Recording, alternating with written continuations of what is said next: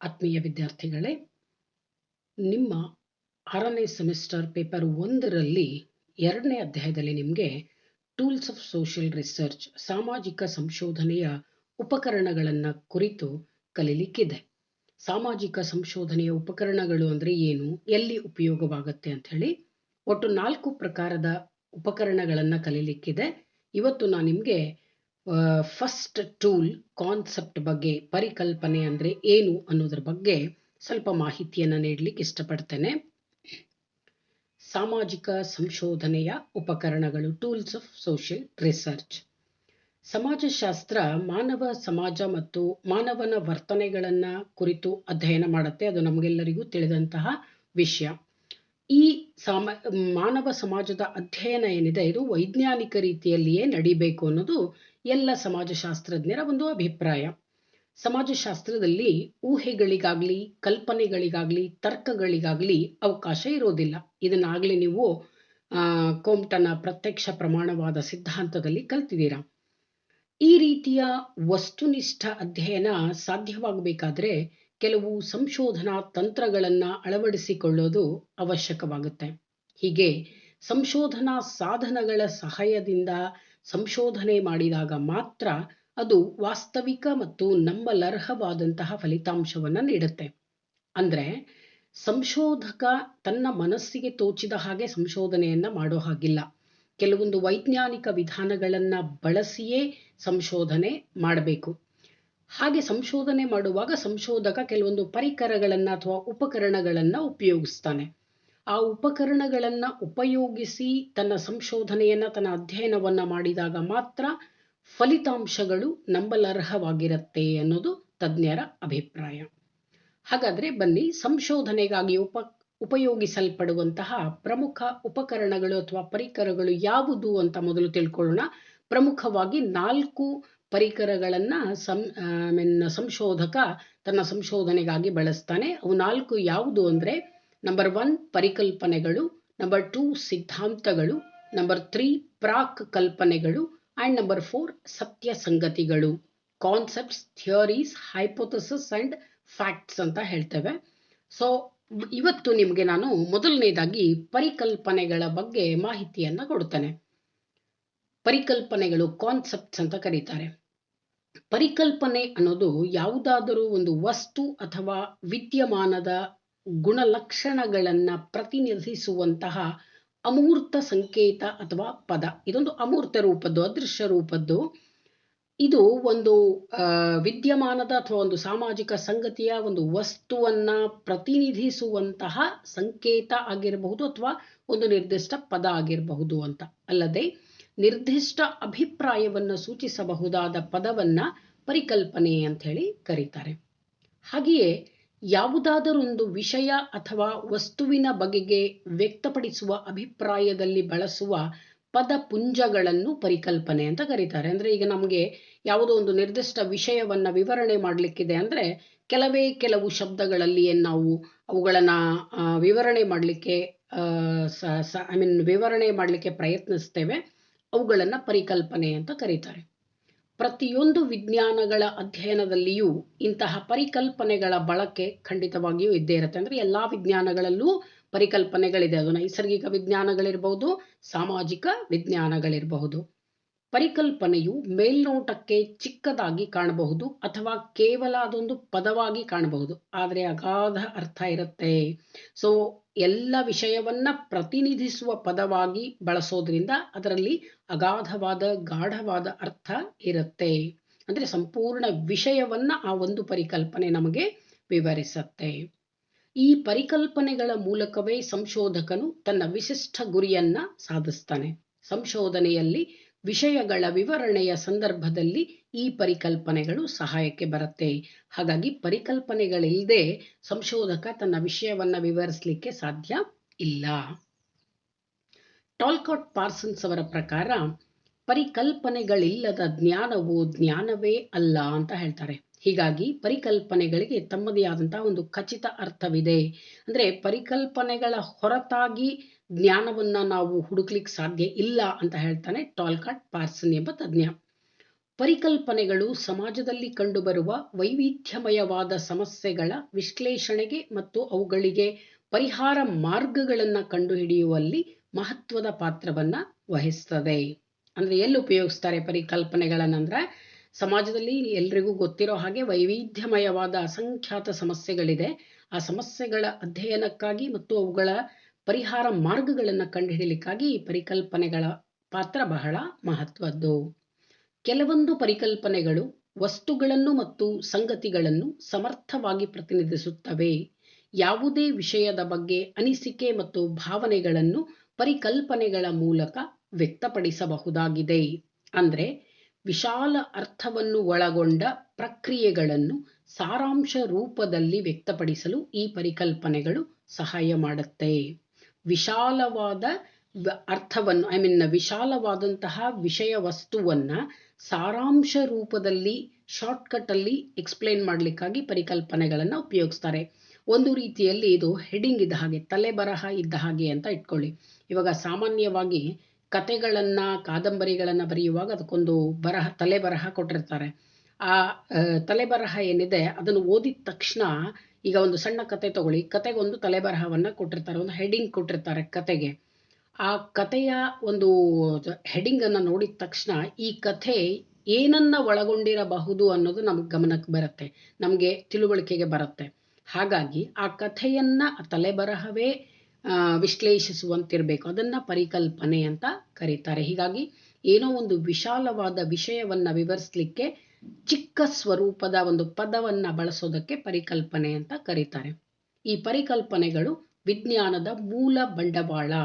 ಇವುಗಳ ಸಹಾಯವಿಲ್ಲದೆ ಸಂಶೋಧಕರು ತಮ್ಮ ವಿಚಾರಗಳನ್ನು ಇನ್ನೊಬ್ಬರ ಜೊತೆ ಹಂಚಿಕೊಳ್ಳಿಕ್ ಸಾಧ್ಯ ಆಗೋದಿಲ್ಲ. ಪರಿಕಲ್ಪನೆಗಳಿಲ್ಲದೆ ಇದ್ರೆ ಯಾವ ವಿಜ್ಞಾನಿಗಳು ಪರಸ್ಪರ ವಿಷಯಗಳನ್ನು ಹಂಚಿಕೊಳ್ಳಿಕ್ಕೆ ಸಾಧ್ಯ ಆಗೋದಿಲ್ಲ. ಸಂಶೋಧಕರು ಪರಿಕಲ್ಪನೆಗಳ ಸಹಾಯದಿಂದ ಹೊಸ ಹೊಸ ಸಿದ್ಧಾಂತಗಳನ್ನ ರೂಪಿಸ್ತಾರೆ. ಹೀಗಾಗಿ ಬೇರೆ ಬೇರೆ ವಿಜ್ಞಾನಗಳಲ್ಲಿ ಬೇರೆ ಬೇರೆ ಪರಿಕಲ್ಪನೆಗಳನ್ನ ಉಪಯೋಗಿಸಲಾಗುತ್ತೆ. ನಾನು ಆಗ್ಲೇ ಹೇಳಿದೆ, ಅದು ನೈಸರ್ಗಿಕ ವಿಜ್ಞಾನ ಇರಬಹುದು ಅಥವಾ ಸಾಮಾಜಿಕ ವಿಜ್ಞಾನಗಳಿರಬಹುದು. ಎಲ್ಲಾ ವಿಜ್ಞಾನಗಳಲ್ಲಿಯೂ ಪರಿಕಲ್ಪನೆಗಳು ಬಳಸಲ್ಪಡತ್ತೆ. ಈ ಪರಿಕಲ್ಪನೆಗಳು ಬೇರೆ ಬೇರೆ ರೀತಿಯಲ್ಲಿ ಇರುತ್ತೆ. ನೈಸರ್ಗಿಕ ವಿಜ್ಞಾನಗಳಲ್ಲಿ ಬಳಸುವ ಪರಿಕಲ್ಪನೆಗಳು ಬೇರೆ ರೀತಿ ಇರಬಹುದು, ಸಾಮಾಜಿಕ ವಿಜ್ಞಾನಗಳಲ್ಲಿ ಬಳಸುವ ಪರಿಕಲ್ಪನೆ ಬೇರೆ ರೀತಿಯಲ್ಲಿ ಇರಬಹುದು. ಈ ಪರಿಕಲ್ಪನೆಗಳು ಸಮಾಜದಲ್ಲಿರುವ ಎಲ್ಲರಲ್ಲಿಯೂ ಒಂದೇ ರೀತಿಯ ಭಾವನೆ ಅಥವಾ ಗ್ರಹಿಕೆಯನ್ನ ಹುಟ್ಟಿಸೋದಿಲ್ಲ. ಅಂದ್ರೆ ಆ ಪರಿಕಲ್ಪನೆಯನ್ನ ನೋಡಿದ ತಕ್ಷಣ ಎಲ್ರಿಗೂ ಒಂದೇ ರೀತಿ ವಿಚಾರಗಳು ಬರಬೇಕು ಅಂತಿಲ್ಲ. ಬೇರೆ ಬೇರೆ ಜನ ಬೇರೆ ರೀತಿ ವಿಚಾರ ಮಾಡಬಹುದು. ಈಗ ಒಂದು ಉದಾಹರಣೆ ತಗೊಳ್ಳೋದಾದ್ರೆ, ಮಾರುಕಟ್ಟೆ ಅನ್ನೋದನ್ನ ಒಂದು ಪರಿಕಲ್ಪನೆಯಾಗಿ ತಗೊಂಡ್ರೆ it's a concept. Market is a concept. ಈಗ ಮಾರುಕಟ್ಟೆ ಅನ್ನೋದು ಸಾಮಾನ್ಯ ಜನರು ಮಾರುಕಟ್ಟೆ ಅಂದ್ರೆ ಏನ್ ತಿಳ್ಕೊಳ್ತಾರೆ, ಹೋಗಿ ವಸ್ತುಗಳನ್ನ ಖರೀದಿಸುವಂತಹ ಸ್ಥಳ ಅಂತ ತಿಳ್ಕೊಳ್ತೇವೆ. ಮಾರ್ಕೆಟ್ ಅಂದ್ರೆ ನಾವು ಹೋಗಿ ಖರೀದಿ ಮಾಡೋದು ಅಂತ. ಆದ್ರೆ ಅರ್ಥಶಾಸ್ತ್ರಜ್ಞರು ಈ ಮಾರುಕಟ್ಟೆ ಅನ್ನೋ ಒಂದು ಪರಿಕಲ್ಪನೆಯನ್ನ ಬೇರೆ ರೀತಿಯಲ್ಲಿ ಉಪಯೋಗಿಸ್ತಾರೆ. ಅರ್ಥಶಾಸ್ತ್ರಜ್ಞರ ಪ್ರಕಾರ ಮಾರುಕಟ್ಟೆ ಅಂದ್ರೆ ವಸ್ತುಗಳ ವಿನಿಮಯ ಕೇಂದ್ರ. ಅಂದ್ರೆ ಅಲ್ಲಿ ಎರಡೂ ನಡೆಯುತ್ತೆ, ಕೊಂಡುಕೊಳ್ಳೋದು ನಡೆಯುತ್ತೆ, ಮಾರೋದು ನಡೆಯುತ್ತೆ. ಸೊ ಹಾಗಾಗಿ ಅದೊಂದು ವಿನಿಮಯ ಕೇಂದ್ರ, ಎಕ್ಸ್ಚೇಂಜ್ ಆಫ್ ಗೂಡ್ಸ್ ಅಂತ ಕರೀತಾರೆ. Centre for exchange of goods ಅಂತ ಕರೀತಾರೆ. ಸೊ ಒಂದೇ ಮಾರುಕಟ್ಟೆ ಅನ್ನೋ ಪರಿಕಲ್ಪನೆಗೆ ಬೇರೆ ಬೇರೆ ಅರ್ಥಗಳು ಬರುತ್ತೆ. ಹೀಗಾಗಿ ಒಂದು ವಸ್ತು ಅಥವಾ ವಿಷಯವನ್ನು ಸರಿಯಾಗಿ ಅರ್ಥ ಮಾಡಿಕೊಳ್ಳಲು ಪರಿಕಲ್ಪನೆಗಳು ಅತ್ಯವಶ್ಯಕ.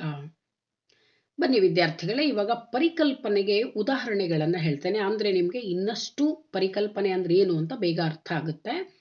ಪರಿಕಲ್ಪನೆಗಳು ಬೇರೆ ಬೇರೆ ವಿಜ್ಞಾನಗಳಲ್ಲಿ ಬೇರೆ ಬೇರೆ ರೀತಿ ಬಳಸಲ್ಪಡುತ್ತೆ ಅಂತ. ಸೊ ಮೊದಲನೇದಾಗಿ ಭೌತಶಾಸ್ತ್ರ, ನೈಸರ್ಗಿಕ ವಿಜ್ಞಾನ ಅಥವಾ ಭೌತಿಕ ವಿಜ್ಞಾನವಾದಂತಹ ಭೌತಶಾಸ್ತ್ರವನ್ನ ನೋಡೋದಾದ್ರೆ, ಭೌತಶಾಸ್ತ್ರದಲ್ಲಿ ಕೆಲವು ಪರಿಕಲ್ಪನೆಗಳು ಬಳಸಲ್ಪಡುತ್ತೆ. ಉದಾಹರಣೆಗೆ ಚಲನೆ, ಬೆಳಕು, ಅಣುಗಳು, ಪರಮಾಣುಗಳು ಮೊದಲಾದ ಒಂದು ಪರಿಕಲ್ಪನೆಗಳು ಬಳಸಲ್ಪಡುತ್ತೆ. ಇನ್ನು ಸಾಮಾಜಿಕ ವಿಜ್ಞಾನಗಳಿಗೆ ಬಂದ್ರೆ ಮೊದಲನೇದಾಗಿ ಅರ್ಥಶಾಸ್ತ್ರದಲ್ಲಿ ಮಾರುಕಟ್ಟೆ, ಸಂಪತ್ತು ಮೊದಲಾದ ಪರಿಕಲ್ಪನೆಗಳಿದೆ. ಮನಃಶಾಸ್ತ್ರ, ಸೈಕಾಲಜಿಗೆ ಹೋದ್ರೆ ವ್ಯಕ್ತಿತ್ವ, ಪೂರ್ವಾಗ್ರಹ, ಪೂರ್ವ ನಿರ್ಣಯ, ಪ್ರಿಡಿಸಿಷನ್ಸ್, ಅಹಂ, ಈಗೋ, ಮನೋಭಾವನೆ, ಅಟಿಟ್ಯೂಡ್ ಮೊದಲಾದಂತಹ ಪರಿಕಲ್ಪನೆಗಳು ಕಂಡುಬರುತ್ತೆ. ಇನ್ನು ಸಮಾಜಶಾಸ್ತ್ರಕ್ಕೆ ಬಂದ್ರೆ ಸಮಾಜ, ಸಮುದಾಯ, ಸಂಘ, ಸಂಸ್ಥೆ, ಧರ್ಮ, ಸಂಸ್ಕೃತಿ, ನಾಗರಿಕತೆ ಮೊದಲಾದಂತಹ ಪರಿಕಲ್ಪನೆಗಳು ಇಲ್ಲಿ ಬಳಸಲ್ಪಡುತ್ತೆ. ಇವುಗಳನ್ನೇ ಪರಿಕಲ್ಪನೆಗಳು ಅಂತ ಕರೀತಾರೆ. ಇನ್ನು ಪರಿಕಲ್ಪನೆಗಳ ಬಗ್ಗೆ ವಿವಿಧ ಸಮಾಜಶಾಸ್ತ್ರಜ್ಞರು, ವಿವಿಧ ವಿಜ್ಞಾನಿಗಳು ಬೇರೆ ಬೇರೆ ವ್ಯಾಖ್ಯೆಗಳನ್ನು ನೀಡಿದ್ದಾರೆ. ಬನ್ನಿ ಇವಾಗ ಎರಡು ವ್ಯಾಖ್ಯೆಗಳನ್ನು ನಾನು ನಿಮ್ಗೆ ಇಲ್ಲಿ ತಿಳಿಸ್ಕೊಡ್ತೇನೆ. ನಂಬರ್ 1, ಮೆಕ್ಲಿಲ್ಯಾಂಡ್ ಎಂಬ ತಜ್ಞನ ಪ್ರಕಾರ ವಿವಿಧ ವಿದ್ಯಮಾನಗಳನ್ನು ಸಂಕ್ಷಿಪ್ತವಾಗಿ, ಸಾಂಕೇತಿಕವಾಗಿ, ವ್ಯವಸ್ಥಿತ ಪದಗಳು, ವಿವಿಧ ಘಟನೆಗಳನ್ನೊಳಗೊಂಡ ವಿಷಯಗಳನ್ನು ಒಂದು ಪದದಲ್ಲಿ ಅಥವಾ ತಲೆಬರಹದ ರೂಪದಲ್ಲಿ ತೋರಿಸುವ ಮೂಲಕ ನಮ್ಮ ವಿಚಾರಗಳನ್ನು ಪರಿಕಲ್ಪನೆಗಳು ಸರಳೀಕರಣಗೊಳಿಸುತ್ತವೆ.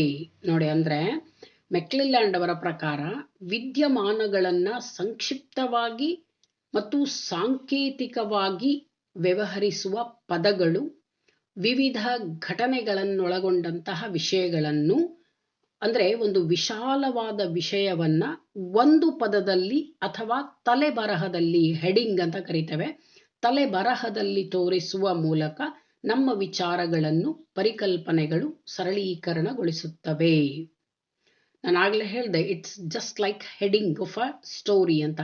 ಒಂದು ವಿಷಯದ ತಲೆಬರಹ. ಈಗ ನಾವು ಏನೇ ವಿಷಯಗಳನ್ನು ಬರೀಲಿಕ್ಕೆ, ಉದಾಹರಣೆಗೆ ನೋಡಿ, ಒಂದು ಎಸ್ಸೆ ಬರೀಲಿಕ್ಕೆ ಕೊಟ್ಟರೆ, ನಿಬಂಧ ಅಥವಾ ಪ್ರಬಂಧವನ್ನು ಬರೀಲಿಕ್ಕೆ ಕೊಟ್ಟರೆ ಅದಕ್ಕೊಂದು ತಲೆಬರಹ ಕೊಡ್ತೀವಿ ನಾವು. ಯಾಕೆ ತಲೆಬರಹವನ್ನು ಕೊಡ್ತೀವಿ ಅಂದರೆ, ನಾವು ಒಳಗಡೆ ಏನು ಬರೆದಿದ್ದೀವಿ ಕಂಟೆಂಟು, ಅದು ತಲೆಬರಹದಲ್ಲಿ ವ್ಯಕ್ತವಾಗುವಂತಿರಬೇಕು. ಅಂತಹ ತಲೆಬರಹವನ್ನು ಆಯ್ದು ಕೊಡ್ತೀವಿ. ಎಷ್ಟೋ ಸಲ ಕತೆಗಳನ್ನು ಓದುವಾಗ ತಲೆಬರಹವೇ ಬಹಳ ಮುಖ್ಯ ಆಗುತ್ತೆ. ಆಸಕ್ತಿಯುತವಾದ ತಲೆಬರಹ ಇದ್ದರೆ ತುಂಬ ಓದುಗರು ಅದನ್ನು ಓದ್ತಾರೆ. ಅದರ ಅರ್ಥ ಆ ತಲೆಬರಹವೇ ಆ ಕಥೆಯನ್ನು ಸಂಪೂರ್ಣವಾಗಿ ತಿಳಿಸುವಂತಿರಬೇಕು ಅಂತ. ಹಾಗಾಗಿ ತಲೆಬರಹದ ರೀತಿಯಲ್ಲಿ ವಿಚಾರಗಳನ್ನು ಪರಿಕಲ್ಪನೆಗಳು ಸರಳೀಕರಣ ಮಾಡುತ್ತೆ ಅಂತ ಹೇಳ್ತಾನೆ ಮೆಕ್ಲಿಲ್ಯಾಂಡ್. ಇನ್ನು ಎರಡನೇದಾಗಿ ಕಾಲಿನ್ಸ್ ಎಂಬ ತಜ್ಞನ ಪ್ರಕಾರ ಪರಿಕಲ್ಪನೆಯು ಪದವೊಂದು ವ್ಯಕ್ತಪಡಿಸುವ ವಿಚಾರ ಅಥವಾ ಅರ್ಥವನ್ನ ಸೂಚಿಸುತ್ತೆ. ಅಂದ್ರೆ ಒಂದು ಪದ ವ್ಯಕ್ತಪಡಿಸುವಂತಹ ವಿಚಾರಗಳು ಅಥವಾ ಅಲ್ಲಿ ಇರುವಂತಹ ಅರ್ಥ, ಅಂದ್ರೆ ಆ ಪದದ ಅರ್ಥವನ್ನ ಸೂಚಿಸುತ್ತೆ ಅಂತ. ಸೊ ಇದು ತಜ್ಞರು ಕೊಟ್ಟಿರುವಂತಹ ಪರಿಕಲ್ಪನೆಯ ವ್ಯಾಖ್ಯೆಗಳು. ಈಗ ಪರಿಕಲ್ಪನೆಯ ಸ್ವರೂಪದ ಬಗ್ಗೆ ಅರ್ಥ ಮಾಡಿಕೊಳ್ಳೋಣ. ಸಾಮಾಜಿಕ ಸಂಶೋಧನೆಯಲ್ಲಿ ಉತ್ತಮ ಉಪಕರಣಗಳಾಗಿ ಉಪಯೋಗಿಸಲ್ಪಡುವ ಪರಿಕಲ್ಪನೆಗಳು ತಮ್ಮದೇ ಆದ ಕೆಲವು ವಿಶಿಷ್ಟ ಲಕ್ಷಣಗಳನ್ನು ಹೊಂದಿರುತ್ತೆ. ಆ ಲಕ್ಷಣಗಳು ಹೀಗಿವೆ ಅಂತ. ಮೊದಲು ಲಕ್ಷಣಗಳನ್ನು ಪಾಯಿಂಟ್ಸ್ ನೋಡ್ಕೊಳ್ಳಿ, ನಂತರ ಒಂದೊಂದಾಗಿ ಚರ್ಚೆ ಮಾಡೋಣ. ನಂಬರ್ 1, ಪರಿಕಲ್ಪನೆಗಳು ಪರಿವರ್ತನಾಶೀಲವಾಗಿರುತ್ತವೆ. ನಂಬರ್ 2, ಪರಿಕಲ್ಪನೆಗಳು ಸಂಶೋಧನೆಯ ತಳಹದಿಯಾಗಿರುತ್ತವೆ. ನಂಬರ್ 3, ಪರಿಕಲ್ಪನೆಗಳು ಸಂಕೇತ ಭಾಷೆಯಂತೆ ಕಾರ್ಯನಿರ್ವಹಿಸುತ್ತವೆ. ನಂಬರ್ 4, ಪರಿಕಲ್ಪನೆಗಳು ಮನೋರಚನೆಗಳಾಗಿವೆ. ನಂಬರ್ 5, ಪರಿಕಲ್ಪನೆಗಳು ಸಿದ್ಧಾಂತ ರಚನೆಯ ಆಧಾರಗಳಾಗಿವೆ. 5 ಪ್ರಮುಖ ಲಕ್ಷಣಗಳು ಅಥವಾ ಸ್ವರೂಪ ಅಂತಲೂ ಕರಿಬಹುದು. 5 ಪ್ರಮುಖ ಲಕ್ಷಣಗಳಿದೆ. ಬನ್ನಿ ಒಂದೊಂದಾಗಿ ಚರ್ಚೆ ಮಾಡೋಣ. ನಂಬರ್ 1, ಪರಿಕಲ್ಪನೆಗಳು ಪರಿವರ್ತನಾಶೀಲವಾಗಿರುತ್ತವೆ. ಅಂದ್ರೆ ಡೈನಮಿಕ್ ಅಂತ, ಚೇಂಜಿಂಗ್ ಅಂತ ಹೇಳ್ಬೋದು. ಕಾನ್ಸೆಪ್ಟ್ಸ್ ಆರ್ ಆಲ್ವೇಸ್ ಚೇಂಜಿಂಗ್ ಅಂತ. ಪರಿಕಲ್ಪನೆಗಳು ಯಾವಾಗಲೂ ಬದಲಾವಣೆಯಾಗ್ತಾ ಇರುತ್ತೆ. ಅಂದ್ರೆ ಕಾಲ ಮತ್ತು ಸಮಾಜದ ಪರಿಸ್ಥಿತಿಗೆ ತಕ್ಕಂತೆ ಪರಿಕಲ್ಪನೆಗಳು ಬದಲಾಗ್ತಾನೆ ಇರುತ್ತೆ, ಪರಿವರ್ತನೆಯಾಗ್ತಾನೆ ಇರುತ್ತೆ. ಯಾಕೆ ಅಂದ್ರೆ ಪರಿಕಲ್ಪನೆಗಳು ಒಂದು ನಿರ್ದಿಷ್ಟ ಕಾಲದಲ್ಲಿ ಮಾತ್ರ ಹುಟ್ಕೊಂಡಿರುತ್ತೆ, ನಿರ್ದಿಷ್ಟ ಕಾಲದಲ್ಲಿ ಮಾತ್ರ ವಿಕಸಿತವಾಗಿರುತ್ತೆ, ಅಥವಾ ಒಂದು ನಿರ್ದಿಷ್ಟ ಸಮಯದಲ್ಲಿ ಮಾತ್ರ ಅವು ಮಹತ್ವವನ್ನ ಹೊಂದಿರುತ್ತೆ. ಈಗ ಒಬ್ಬ ತಜ್ಞ ಯಾವುದೋ ಒಂದು ಪರಿಕಲ್ಪನೆಯನ್ನ ಬೆಳೆಸಿದಾನೆ ಅಥವಾ ರಚನೆ ಮಾಡಿದಾನೆ ಅಂತಂದ್ರೆ ಅದು ಆ ಸಮಯಕ್ಕೆ, ಆ ಕಾಲಕ್ಕೆ, ಆ ಪರಿಸ್ಥಿತಿಗೆ ಮಾತ್ರ ಸೀಮಿತವಾಗಿರುತ್ತೆ. ಅದು ಆವಾಗ ಮಾತ್ರ ಮಹತ್ವವನ್ನ ಹೊಂದಿರುತ್ತೆ. ಯಾಕೆ ಅಂದ್ರೆ ಒಂದು ಸಮಾಜದಲ್ಲಿರುವ ಜನರಿಗೆ ನಿರ್ದಿಷ್ಟ ಸಮಯದಲ್ಲಿ ಲಭ್ಯವಿರುವ ಜ್ಞಾನವನ್ನ ಆಧರಿಸಿ ಪರಿಕಲ್ಪನೆಗಳನ್ನ ರೂಪಿಸಲಾಗಿರುತ್ತೆ. ಈ ಜ್ಞಾನವು ಬೆಳೆದಂತೆ ಪರಿಕಲ್ಪನೆಗಳು ಹೊಂದಿರುವ ಅರ್ಥವೂ ಕೂಡ ಬದಲಾಗ್ತಾ ಹೋಗುತ್ತೆ ಅಂತ. ಅಂದ್ರೆ ಜನರ ಜ್ಞಾನದ ಮಟ್ಟ ಹೆಚ್ಚಾದಂತೆ ಪರಿಕಲ್ಪನೆಗಳ ಅರ್ಥವೂ ಕೂಡ ಇನ್ನಷ್ಟು ಬೆಳೀತಾ ಹೋಗುತ್ತೆ. ಈ ರೀತಿಯಾಗಿ ಪರಿಕಲ್ಪನೆಗಳ ಅರ್ಥವು ಸಮಾಜದಲ್ಲಿನ ಜನರ ಜ್ಞಾನದ ಬೆಳವಣಿಗೆಯೊಂದಿಗೆ ಬದಲಾಗ್ತಾ ಹೋಗುತ್ತೆ. ಹೀಗೆ ಕಾಲ ಕಾಲಕ್ಕೆ ಪರಿಕಲ್ಪನೆಗಳು ಪರಿವರ್ತನೆಯಾಗ್ತಾ ಇರುತ್ತೆ. They are changing according to time and social conditions. ಇದಲ್ಲದೆ ಸಾಮಾಜಿಕ ಪರಿಸ್ಥಿತಿಯು ಬದಲಾದಂತೆ ಹೊಸ ಹೊಸ ಪರಿಕಲ್ಪನೆಗಳು ಹುಟ್ಕೊಳ್ಳುತ್ತೆ. ಅಂದರೆ ಸಮಾಜ ಬದಲಾದ ಹಾಗೆ, ಸಮಾಜದ ವಿವಿಧ ಕ್ಷೇತ್ರಗಳಲ್ಲಿ ಬದಲಾವಣೆಗಳುಂಟಾದ ಹಾಗೆ ಸಮಾಜದಲ್ಲಿ ಹೊಸ ಹೊಸ ಪರಿಕಲ್ಪನೆಗಳು ಬರುತ್ತೆ. ಈಗ ಉದಾಹರಣೆಗೆ ಸಮಾಜಶಾಸ್ತ್ರದಲ್ಲಿ ತಗೊಳ್ಳೋದಾದ್ರೆ ಭ್ರಷ್ಟಾಚಾರ, ಭಯೋತ್ಪಾದನೆ ಮುಂತಾದ ಪರಿಕಲ್ಪನೆಗಳು ಆಧುನಿಕ ಕಾಲದಲ್ಲಿ ಬಂದದ್ದು. ಈ ಭ್ರಷ್ಟಾಚಾರ, ಭಯೋತ್ಪಾದನೆ ಅನ್ನೋ ಪರಿಕಲ್ಪನೆಗಳು ಪ್ರಾಚೀನ ಕಾಲದಲ್ಲಿ ಇರಲಿಲ್ಲ. ಸಮಾಜ ಬದಲಾದ ಹಾಗೆ, ಈ ಪ್ರಕರಣಗಳು ಹೆಚ್ಚಾದ ಹಾಗೆ ಈ ಹೊಸ ಹೊಸ ಪರಿಕಲ್ಪನೆಗಳು ಹುಟ್ಕೊಂಡಿದೆ. ಇದು ಮೊದಲನೆಯ ಲಕ್ಷಣ. ಪರಿಕಲ್ಪನೆಗಳು ಪರಿವರ್ತನಾಶೀಲವಾಗಿರುತ್ತವೆ. ನಂಬರ್ 2, ಪರಿಕಲ್ಪನೆಗಳು ಸಂಶೋಧನೆಯ ತಳಹದಿಯಾಗಿರುತ್ತವೆ. ಪರಿಕಲ್ಪನೆಗಳ ಸಹಾಯವಿಲ್ಲದೆ ಸಂಶೋಧಕನು ತನ್ನ ಸಂಶೋಧನೆಯನ್ನ ಯಶಸ್ವಿಯಾಗಿ ಪೂರೈಸಲಿಕ್ಕೆ ಸಾಧ್ಯ ಇಲ್ಲ. They are the basis for social research ಅಂತ ಹೇಳಿ. ಏಕೆಂದ್ರೆ ಪರಿಕಲ್ಪನೆಗಳ ಆಧಾರದ ಮೇಲೆಯೇ ಸಂಶೋಧಕರು ಅಧ್ಯಯನ ಮಾಡ್ತಾರೆ. ಸಂಶೋಧನೆಯ ವಿಷಯವನ್ನ ಕೈಗೆತ್ತಿಕೊಂಡ ತಕ್ಷಣ ಮೊದಲು ಅವರು ಪರಿಕಲ್ಪನೆಗಳನ್ನ ರಚನೆ ಮಾಡ್ಕೊಳ್ತಾರೆ. ಸಂಗತಿಗಳನ್ನು ಅಥವಾ ಸಮಸ್ಯೆಗಳನ್ನು ವಿಶ್ಲೇಷಣೆ ಮಾಡುವಾಗ ಸಂಶೋಧಕನು ಒಂದಿಲ್ಲೊಂದು ರೀತಿಯಿಂದ ಪರಿಕಲ್ಪನೆಗಳ ಸಹಾಯವನ್ನು ಪಡೆಯಲೇಬೇಕಾಗುತ್ತದೆ. ಸಮಸ್ಯೆಗಳಿಗೆ ಪರಿಹಾರ ಮಾರ್ಗಗಳನ್ನು ಕಂಡುಹಿಡಿಯಬೇಕಾದರೆ ಸಂಶೋಧಕರು ಪರಿಕಲ್ಪನೆಗಳ ಸಹಾಯವನ್ನು ಪಡಿಲೇಬೇಕು. ಅಂದ್ರೆ ಯಾವುದಾದ್ರೂ ಒಂದು ಸಮಸ್ಯೆಯನ್ನ ಅಧ್ಯಯನ ಮಾಡಬೇಕು ಅಂತಂದ್ರೆ ಮೊದಲು ಪರಿಕಲ್ಪನೆಗಳನ್ನ ರಚನೆ ಮಾಡಿಕೊಂಡು ನಂತರ ಸಮಸ್ಯೆಯನ್ನ ಆಳವಾಗಿ ಅಧ್ಯಯನ ಮಾಡಿ ಪರಿಹಾರ ಮಾರ್ಗಗಳನ್ನ ಕಂಡುಹಿಡಿಯಬೇಕಾಗತ್ತೆ. ಇದಲ್ಲದೆ ಪರಿಕಲ್ಪನೆಗಳು ಸಂಶೋಧಕರಿಗೆ ಒಂದು ನಿಖರವಾದಂತಹ, ನಿಶ್ಚಿತವಾದಂತಹ ಭಾಷೆಯನ್ನ ಒದಗಿಸುತ್ತೆ. ಸಂಶೋಧಕರು ಉಪಯೋಗಿಸುವ ಭಾಷೆಯು ಜನಸಾಮಾನ್ಯರ ಭಾಷೆಗಿಂತ ಭಿನ್ನವಾಗಿರುತ್ತೆ. ಸಂಶೋಧಕರು ತಮ್ಮ ಸಂಶೋಧನೆಯ ಫಲಿತಾಂಶಗಳನ್ನ ಈ ಪರಿಕಲ್ಪನೆಗಳ ಸಹಾಯದಿಂದಲೇ ವ್ಯಕ್ತಪಡಿಸ್ತಾರೆ. ಅಂದ್ರೆ ತಮ್ಮ ಸಂಶೋಧನೆಯ ಒಂದು ಫಲಿತಾಂಶ ಪರಿಕಲ್ಪನೆಯ ಮೂಲಕವೇ ಅವರು ವ್ಯಕ್ತಪಡಿಸಬೇಕಾಗತ್ತೆ. ಹಾಗಾಗಿ ಪರಿಕಲ್ಪನೆಗಳಿಲ್ಲದೆ ಸಂಶೋಧನೆಗಳು ಆಗ್ಲಿಕ್ಕೆ ಸಾಧ್ಯ ಇಲ್ಲ. ಅವುಗಳೇ ತಳಹದಿ ಅಥವಾ ಆಧಾರ ಸ್ತಂಭಗಳಾಗಿವೆ. ಇನ್ನು 3ನೇದು, ಪರಿಕಲ್ಪನೆಗಳು ಸಂಕೇತ ಭಾಷೆಯಂತೆ ಕಾರ್ಯನಿರ್ವಹಿಸ್ತವೆ. ಕೋಡ್ ವರ್ಡ್ ಇದ್ದಂಗೆ ಪರಿಕಲ್ಪನೆಗಳಂದ್ರೆ. ಪ್ರತಿಯೊಂದು ವಿಜ್ಞಾನಕ್ಕೂ ತನ್ನದೇ ಆದ ಪರಿಕಲ್ಪನೆಗಳಿರುವಂತೆಯೇ ಒಂದು ನಿರ್ದಿಷ್ಟವಾದ ಸಂಕೇತ ಭಾಷೆಯೂ ಇರುತ್ತೆ. ಒಂದು ಕೋಡ್ ಲ್ಯಾಂಗ್ವೇಜ್ ಇರುತ್ತೆ ಪ್ರತಿಯೊಂದು ವಿಜ್ಞಾನಕ್ಕೂ. ಒಬ್ಬ ವಿಜ್ಞಾನಿಯು ಬಳಸುವ ಸಂಕೇತ ಪದಗಳು ಇನ್ನೊಬ್ಬ ವಿಜ್ಞಾನಿಗೆ ಅರ್ಥವಾಗಲಾರದು. ಸಂಶೋಧಕರ ಸಮೂಹದಲ್ಲಿರುವವರು ಮಾತ್ರ ಅವನ ಭಾಷೆಯನ್ನ ತಿಳಿದುಕೊಳ್ಳಬಲ್ಲರು. ಅಂದ್ರೆ ಒಂದು ನಿರ್ದಿಷ್ಟ ವಿಜ್ಞಾನದ ಸಂಶೋಧಕರು ಉಪಯೋಗಿಸುವ ಸಂಕೇತ ಭಾಷೆ ಇನ್ನೊಂದು ವಿಜ್ಞಾನದವರಿಗೆ ಅರ್ಥ ಆಗೋದಿಲ್ಲ. ಆಯಾ ವಿಜ್ಞಾನದವರಿಗೆ ಮಾತ್ರ ಅದು ಅರ್ಥವಾಗುತ್ತೆ. ಬೇರೆ ವಿಜ್ಞಾನಿಗಳಿಗಾಗ್ಲಿ ಅಥವಾ ಬೇರೆ ಕ್ಷೇತ್ರದಲ್ಲಿರುವವರಿಗಾಗ್ಲಿ ಅವರ ಭಾಷೆ ಅರ್ಥವಾಗೋದಿಲ್ಲ ಅಂತ. ಉದಾಹರಣೆಗೆ ನೋಡಿ, ಮನಃಶಾಸ್ತ್ರಜ್ಞರು ಕೆಲವು ಪದಗಳನ್ನು ಉಪಯೋಗಿಸ್ತಾರೆ. ಪೂರ್ವಾಗ್ರಹ, ಪ್ರಿಜುಡಿಸಸ್, ಪೂರ್ವ ನಿರ್ಣಯ, ಪ್ರಿಡಿಸಿಷನ್ಸ್, ಸ್ವ ಅನ್ನೋ ಪದವನ್ನ, ಸೆಲ್ಫ್ ಅನ್ನೋ ಪದವನ್ನ ಬಳಸ್ತಾರೆ. ಇವೆಲ್ಲ ಪರಿಕಲ್ಪನೆಗಳು, ಮನಃಶಾಸ್ತ್ರದಲ್ಲಿ ಬರುವಂತಹ ಪರಿಕಲ್ಪನೆಗಳು. ಈ ಪರಿಕಲ್ಪನೆಗಳ ನಿಜವಾದ ಅರ್ಥ ಏನಿದೆ, ಇದು ಇತರ ವಿಜ್ಞಾನಗಳ ಸಂಶೋಧಕರಿಗೆ ಅರ್ಥ ಆಗೋದಿಲ್ಲ. ಯಾಕೆ ಅಂದ್ರೆ ಈ ಒಂದು ಪದಗಳನ್ನ ಇನ್ನೊಬ್ಬ ಮನಃಶಾಸ್ತ್ರಜ್ಞ ಅಥವಾ ಆ ಕ್ಷೇತ್ರಕ್ಕೆ, ಅಂದ್ರೆ ಸೈಕಾಲಜಿ ಕ್ಷೇತ್ರಕ್ಕೆ ಸಂಬಂಧಿಸಿದವರು ಮಾತ್ರ ಈ ಪದಗಳ ಅರ್ಥವನ್ನ ತಿಳಿದುಕೊಳ್ಳಬಲ್ಲರು.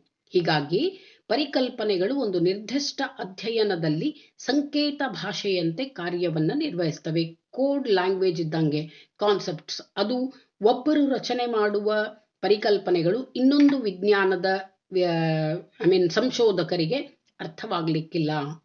ಕೆಲವೊಂದು ಸಲ, ಇವಾಗ ನೋಡಿ ಉದಾಹರಣೆಗೆ, ಕೆಲವೊಂದು ಸಲ ಪೊಲೀಸರು, ಅಪರಾಧಿಗಳು ಸಾಂಕೇತಿಕ ಭಾಷೆಯನ್ನ ಬಳಸ್ತಾರೆ. ಪೊಲೀಸ್ ಡಿಪಾರ್ಟ್ಮೆಂಟ್ನವ್ರದ್ದು ಅವ್ರದೇ ಆದಂತಹ ಒಂದು ಕೋಡ್ ಲ್ಯಾಂಗ್ವೇಜ್ ಇರುತ್ತೆ. ಹಾಗೆ ಕಳ್ಳಕಾಕರು ದರೋಡೆ ಮಾಡುವಾಗ ಕೆಲವೊಂದು ಸಂಕೇತ ಭಾಷೆಯನ್ನ ತಮ್ಮಲ್ಲಿಯೇ ಮಾಡ್ಕೊಂಡು ಬಳಸ್ಕೊಳ್ತಾರೆ. ಅದು ಆ ಸಮೂಹದ ಜನರಿಗೆ ಮಾತ್ರ ಅರ್ಥ ಆಗುತ್ತೆ. ಇವಾಗ ಕಳ್ಳರು ಮಾತಾಡೋದು ಪೊಲೀಸರಿಗೆ ಅರ್ಥ ಆಗ್ಬೋದು, ಪೊಲೀಸರು ಮಾತಾಡೋದು ಕಳ್ಳರಿಗೆ ಅರ್ಥ ಆಗ್ಬೋದು. ಆದರೆ ಅವರಿಬ್ಬರನ್ನ ಬಿಟ್ಟು ಹೊರಗಿರುವವರಿಗೆ ಅವರ ಸಂಕೇತ ಭಾಷೆ ಅರ್ಥ ಆಗೋದಿಲ್ಲ. ಹೀಗಾಗಿ ಒಂದು ಅಧ್ಯಯನ ಕ್ಷೇತ್ರದಲ್ಲಿ ಬಳಸುವ ಪರಿಕಲ್ಪನೆಗಳು ಆ ಕ್ಷೇತ್ರದಲ್ಲಿರುವವರಿಗೆ ಮಾತ್ರ ಅರ್ಥವಾಗುತ್ತೆ. ಸಂಕೇತ ಭಾಷೆಯಂತೆ ಬಳಸಲ್ಪಡುತ್ತೆ ಪರಿಕಲ್ಪನೆಗಳು. ಇನ್ನು ನಾಲ್ಕನೇದಾಗಿ ಪರಿಕಲ್ಪನೆಗಳು ಮನೋರಚನೆಗಳಾಗಿವೆ. ಇವು ಸಂಶೋಧಕನ ಮನೋರಚನೆಗಳು, ಅವನು ಮಾನಸಿಕವಾಗಿ ರಚನೆ ಮಾಡಿಕೊಂಡಿರುವಂಥದ್ದು. ಅದಕ್ಕೇನೆ ಅಮೂರ್ತವಾದವುಗಳು ಅಂತ ಹೇಳ್ತಾರೆ. ಪರಿಕಲ್ಪನೆಗಳು ವಿಜ್ಞಾನಿಗಳ ಹಾಗೂ ಸಂಶೋಧಕರ ಮನೋರಚನೆಗಳಾಗಿರುತ್ತವೆ. ಇವು ಯಾವಾಗಲೂ ಅಮೂರ್ತ ಸ್ವರೂಪದಲ್ಲಿರುತ್ತೆ, ಅದೃಶ್ಯ ರೂಪದಲ್ಲಿರುತ್ತೆ. ಸಾಮಾನ್ಯವಾಗಿ ಸಂಶೋಧಕರು ಪರಿಕಲ್ಪನೆಗಳನ್ನು ತಮ್ಮ ಅನುಭವ ಮತ್ತು ವ್ಯವಹಾರ ಜ್ಞಾನವನ್ನು ಉಪಯೋಗಿಸಿಕೊಂಡು ರೂಪಿಸುತ್ತಾರೆ. ಹಾಗಾದ್ರೆ ಸಂಶೋಧಕ ಪರಿಕಲ್ಪನೆಗಳನ್ನು ಹೇಗೆ ರೂಪಿಸಿಕೊಳ್ತಾನೆ ಅಂದ್ರೆ, ಅವನ ಅನುಭವ, ಎಕ್ಸ್ಪೀರಿಯನ್ಸ್ ಅಂಡ್ ಅವನ ವ್ಯವಹಾರ ಜ್ಞಾನ, ಅವನ ಜ್ಞಾನವನ್ನ ಬಳಸಿಕೊಂಡು, ಕಾಮನ್ ಸೆನ್ಸ್ ಅಂತ ಹೇಳ್ತೇವೆ, ಅದನ್ನು ಉಪಯೋಗಿಸ್ಕೊಂಡು ಅವನು ಪರಿಕಲ್ಪನೆಗಳನ್ನು ರಚನೆ ಮಾಡ್ಕೊಳ್ತಾನೆ. ಸಮಾಜ, ಸಂಸ್ಕೃತಿ, ಧರ್ಮ, ಸಂಘಟನೆ, ಜಾತಿ ಮತ್ತು ಇನ್ನೂ ಹಲವಾರು ಪರಿಕಲ್ಪನೆಗಳು ಸಂಶೋಧಕರ ಮನಸ್ಸಿನಿಂದ ಬಂದಿರುವಂತಹ ರಚನೆಯಾಗಿರುತ್ತವೆ ಅಂತ. ಇವೆಲ್ಲ ಸಮಾಜಶಾಸ್ತ್ರದಲ್ಲಿ ಉಪಯೋಗಿಸುವಂತಹ ಪರಿಕಲ್ಪನೆಗಳು. ಸಮಾಜ, ಸಂಸ್ಕೃತಿ, ಧರ್ಮ, ಸಂಘಟನೆ, ಸಂಸ್ಥೆ, ಜಾತಿ, ನಾಗರಿಕತೆ, ಇವುಗಳೆಲ್ಲ ಹಲವಾರು ಪರಿಕಲ್ಪನೆಗಳೇನಿದೆ, ಇದು ಸಂಶೋಧಕರ ಮನಸ್ಸಿನಿಂದ ಬಂದಿರುವಂತಹ ರಚನೆಗಳು. ಸಂಶೋಧಕರು ತಮ್ಮ ಅಧ್ಯಯನದ ವಿಷಯಗಳನ್ನು ವಿವರಿಸಲಿಕ್ಕೆ ಅವಶ್ಯಕವಾದ ಪರಿಕಲ್ಪನೆಗಳನ್ನು ತಾವೇ ರೂಪಿಸಿಕೊಳ್ತಾರೆ. ಅಂದ್ರೆ ಪ್ರತಿಯೊಬ್ಬ ಸಂಶೋಧಕ ತನಗೆ ಬೇಕಾದ ಪರಿಕಲ್ಪನೆಗಳನ್ನು ತಾನೇ ರೂಪಿಸಿಕೊಳ್ತಾನೆ. ಹೀಗೆ ಪ್ರತಿ ಹೊಸ ಸಂಶೋಧನೆಯಲ್ಲಿಯೂ ಹೊಸ ಹೊಸ ಪರಿಕಲ್ಪನೆಗಳು ರಚಿಸಲ್ಪಡುತ್ತವೆ. ಅಂದ್ರೆ ಸಂಶೋಧಕ ಹೊಸ ಸಂಶೋಧನೆ ಮಾಡುವಾಗ ಮತ್ತೆ ಹೊಸ ಪರಿಕಲ್ಪನೆಗಳನ್ನೇ ರಚನೆ ಮಾಡ್ತಾನೆ. ಸಂಶೋಧನಾಕಾರರು ಈ ಪರಿಕಲ್ಪನೆಗಳ ಸಹಾಯವಿಲ್ಲದೆ ತಮ್ಮ ಸಂಶೋಧನೆಯ ಫಲಿತಾಂಶಗಳನ್ನು ಇತರರಿಗೆ ತಿಳಿಸಲಿಕ್ಕೆ ಆಗೋದಿಲ್ಲ. ಪ್ರತಿಯೊಬ್ಬ ಸಂಶೋಧಕನು ತನಗೆ ಸರಿ ಎನಿಸಿದ ಪರಿಕಲ್ಪನೆಗಳನ್ನು ರೂಪಿಸಿಕೊಳ್ತಾನೆ. ಅಂದ್ರೆ ತನ್ನ ಅಧ್ಯಯನಕ್ಕೆ ಸರಿ ಹೊಂದುವ, ತನ್ನ ಸಂಶೋಧನೆಗೆ ಪೂರಕವಾಗುವಂತಹ ಪರಿಕಲ್ಪನೆಗಳನ್ನ ಪ್ರತಿಯೊಬ್ಬ ಸಂಶೋಧಕನು ರೂಪಿಸಿಕೊಳ್ತಾನೆ. ಅವನ ಮನೋರಚನೆ, ಅವನು ರಚನೆ ಮಾಡಿರುವಂಥದ್ದು ಅಂತ. ಇದು ನಾಲ್ಕನೆಯ ಲಕ್ಷಣ.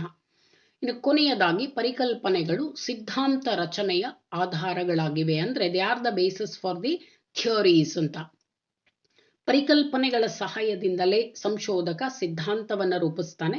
ಸಿದ್ಧಾಂತವೂ ಸಹ ಸಾಮಾಜಿಕ ಸಂಶೋಧನೆಯಲ್ಲಿ ಒಂದು ಪ್ರಮುಖ ಉಪಕರಣವಾಗಿ ಕಾರ್ಯ ಮಾಡುತ್ತೆ.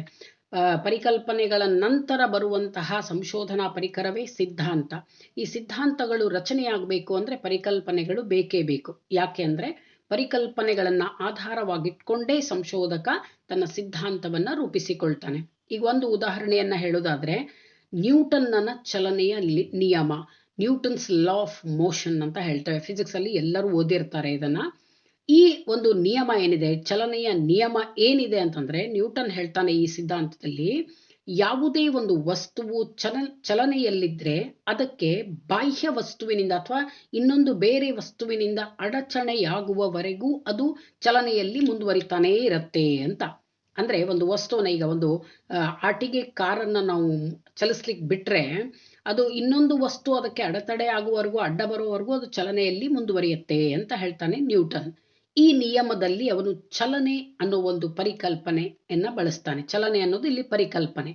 ಈ ಒಂದು ಪರಿಕಲ್ಪನೆಯ ಸಹಾಯದಿಂದಲೇ ನ್ಯೂಟನ್ ಚಲನೆಯ ಸಿದ್ಧಾಂತವನ್ನ ರೂಪಿಸಿದಾನೆ. ಲಾ ಆಫ್ ಮೋಷನ್ ಅನ್ನ ಅವನು ರೂಪಿಸಿದಾನೆ.